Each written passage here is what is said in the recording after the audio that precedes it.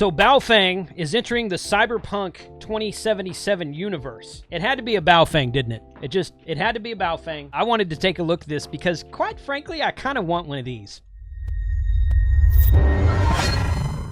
Hackaday has some really cool articles about just kind of all kinds of technology stuff, and this one really especially caught my eye because it has to do with the Baofeng, and I really kind of have to take issue with a little bit of this article, but I mean, he's mostly right. Bring a Baofeng into the Cyberpunk 2077 universe. I don't know what Cyberpunk 2077 is. I assume it's some sort of game, but I don't really know because I don't keep up with that industry, I guess. I don't know. You gotta love the aesthetics of a dystopian cyberpunk video games. See, I was right, a video game. I actually read this part already. Where all the technology looks like it's cobbled together from cast-off bits of the old world's remains. Kudos to those who attempt to create these virtual props and bring them into the real world, but our highest praise goes to those who not only make a game-realistic version of a prop, but actually can make it work. Here we go.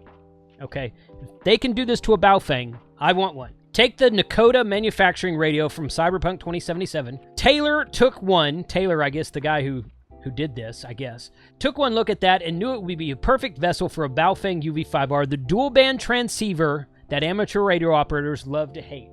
Now, there's some truth to that. There is some truth to the fact that ham radio operators do love to hate the Baofeng. Let me tell you why I don't hate the Baofeng, okay? I'm going to get to this right now, but stay tuned. I'm going to tell you my actual thoughts on the Baofeng UV-5R specifically. The idea is to strip the PCB out of a Baofeng, no worries, it costs $25, this model, and install it with a game-accurate 3D printed case. This is by far from just a case mod. The goal is to replace the radio's original controls with something closer to what's in-game. To that end, they're spinning up an interface to the stock radio's keypad using some 7400 series bilateral analog switches. I don't know what that is. Somebody can explain that to me in the comments. Hooked to the keypad contacts controlled by a Mini Mega 2560 microcontroller.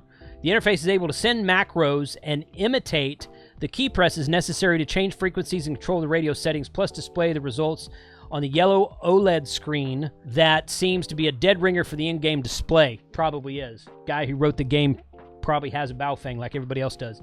The video below shows some early stages testing the device interface. While very much still a work in progress, we've been following Taylor's project for a week or so, and he's really gaining some ground.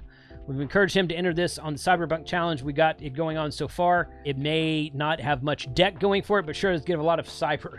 Okay. All right. Whatever that means. This is good. So they're just basically hacking the heck out of a Baofeng here. This is pretty cool.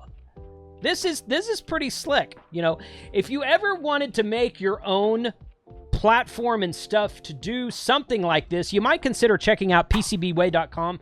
PCBWay brings project ideas to life a lot of times. They do pre-printed PCB circuit boards. They do injection molding, professional 3D printing, and a multitude of other things. They are a sponsor of this video, so check out the links in the description below for any ideas you want to bring to life. Thank you, PCBWay.com, for supporting this channel. He's actually in the ham band right there. 221.443. No, 222 to 225. He's right below the ham band. 222 to 225 is the 1.25 meter band. So he's right below the ham band, and then the bottom band's on the 500 megahertz band, which is some commercial band. I think they used to have like guitar receivers and wireless guitar controllers, transmitters and receivers around the 500 to 530 megahertz range. I'm not sure if they still do that or not, but this is cool. I'll put a link to this video in the description below. But I thought this was a really cool thing. I would love to have one of these. So I'm going to try to email this guy and see if maybe I can bring him on the show or get him to build me one or get him to tell me how to build one. We'll see what happens from there. So the Baofeng UV-5R, and I've said this, and this is not new. I've said this in many videos in the past, okay? The Baofeng UV-5R is an excellent springboard into amateur radio. When I got my first license in the mid-90s, the cheapest radio, I was in college, I didn't have any money. The cheapest radio I could find was a Radio Shack HTX 202. It was about $190, $189.95. It was huge. It was this tall. I still have it, actually. I'm going to do some, actually, you know what? It's right here.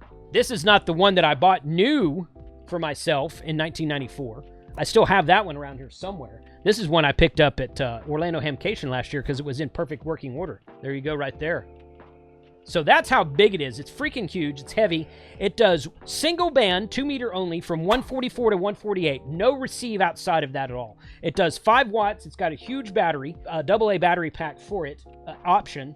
And it's got this antenna itself is taller than the UV-5R by itself. But that's $190 for single band 2 meter only. And now you can get a Baofeng dual band with 128 channels for $25 to $30 on Amazon. The only problem I have, and it's not really a problem, the only thing I'll say about the UV-5R, I just completed a brand new technician class on this channel that I'll link right up here somewhere. Just completed a brand new technician class. So if you want to get into ham radio, get your first license. A Baofeng UV-5R is a great place to start. My suggestion would be to get one, use it for a while, and then upgrade to something else. I've said on many of my best of videos, you should buy the most expensive radio that you can afford right now. And if that means a $25 or $30 Baofeng UV-5R, then more power to you, buddy. There's nothing wrong with that. Okay, I just don't think you should be using it 2 or 3 or 4 years from now still. I think you need to upgrade your game as time goes on, assuming that you actually continue with amateur radio, you get interested in it, you find out more things about it, maybe get your general upgrade, go out and do some parks on the air. You want to do this kind of thing, a Baofeng UV-5R is a great springboard into that, but it's something you're going to want to have to upgrade later. Put a comment below if you think I'm wrong.